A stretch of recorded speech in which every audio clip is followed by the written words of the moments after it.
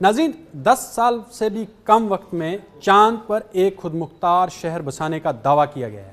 یہ کوئی science fiction film کی لائن نہیں ہے، بلکہ دنیا کے امیر ترین ٹیکنالوجی انٹرپرینر ایلون مسک کا تازہ اعلان ہے۔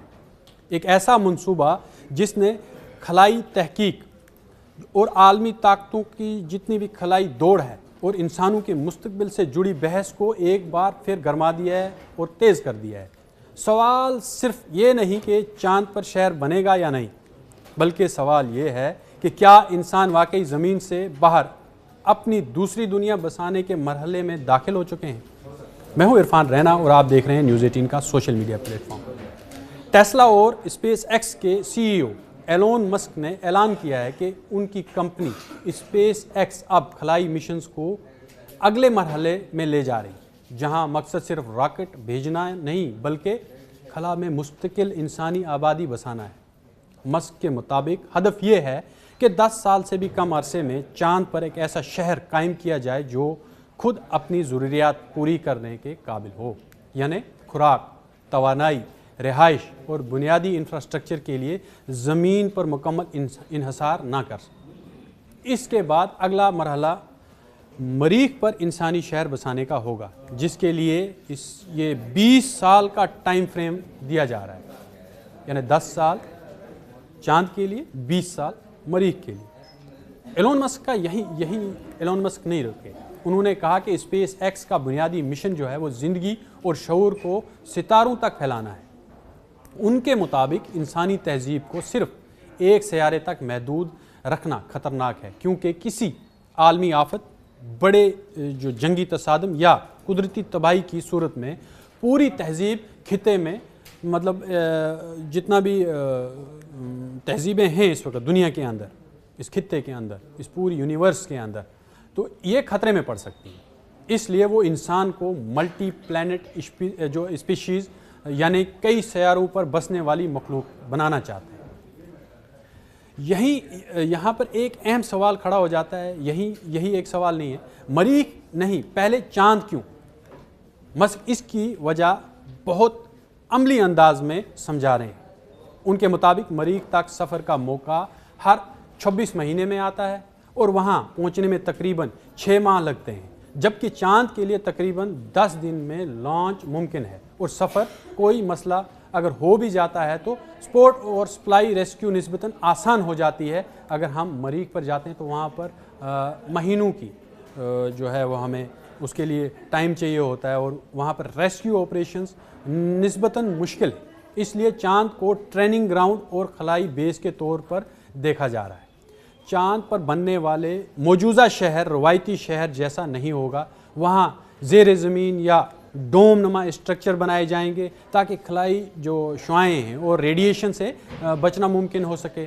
سولر انرجی کا بڑے پیمانے پر استعمال ہوگا، وہاں پر پانی جو ہے وہ ریسائیکل ہوگا، اور ممکنہ طور پر چاند کی جو مٹی ہے اسی سے جو تعمیراتی مواد ہے اس کو تیار کیا جائے گا۔ روبوٹک مشینیں ابتدائی تعمیر کریں گی، یعنی کہ روبوٹک مشینیں بھیجی جائیں گی جو پہلے ایک ابتدائی تعمیر کریں گی، پھر انسان وہاں جا کر سسٹم کو آگے بڑھائیں گے۔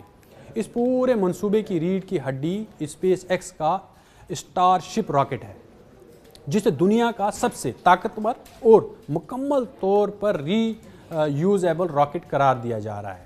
مسک کا ماننا ہے کہ جب تک خلائی سفر کی لاگت ڈرامائی طور پر کم نہیں ہوگی، تب تک بڑے پیمانے پر خلائی آبادکاری ممکن ہے۔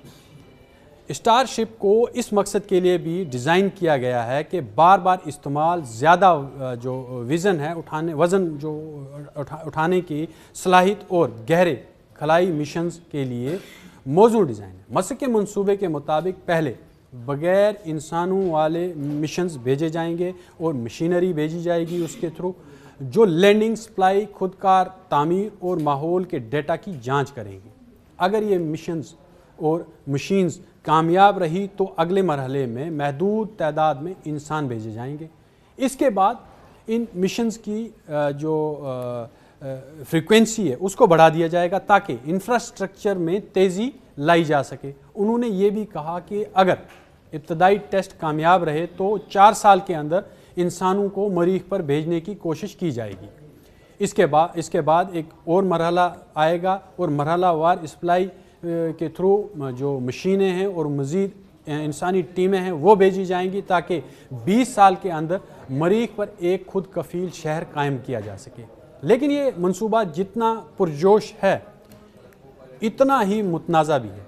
بہت سے خلائی ماہرین کہتے ہیں کہ چاند اور مریخ پر مستقل انسانی رہائش ابھی بھی سائنسی، طبی اور مالی اعتبار سے بہت بڑا چیلنج ہے۔ ریڈیشن کم، کشش ثقل، نفسیاتی اثرات، بند ماحول میں طویل قیام، یہ سب ایسے مسائل ہیں جن کا مکمل حل ابھی موجود نہیں۔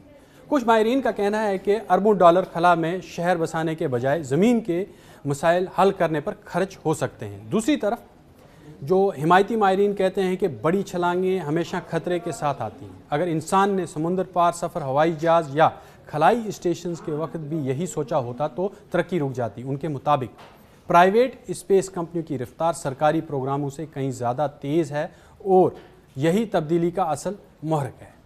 اب اہم بات یہ بھی ہے کہ اب خلائی دوڑ صرف امریکہ اور روس تک محدود نہیں رہی۔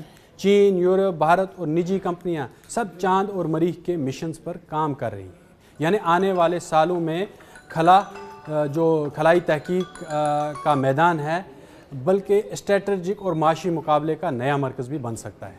ایلون مسک کا اعلان اسی بڑے بدلتے منظرنامے کا حصہ ہے جہاں خواب بہت بڑے ہیں، راستہ مشکل ہے مگر رفتار تیز ہے۔ سوال اب یہ نہیں کہ انسان خلا میں جائے گا یا نہیں، سوال یہ ہے کہ کب اور کتنی بڑی تعداد میں جائے گا۔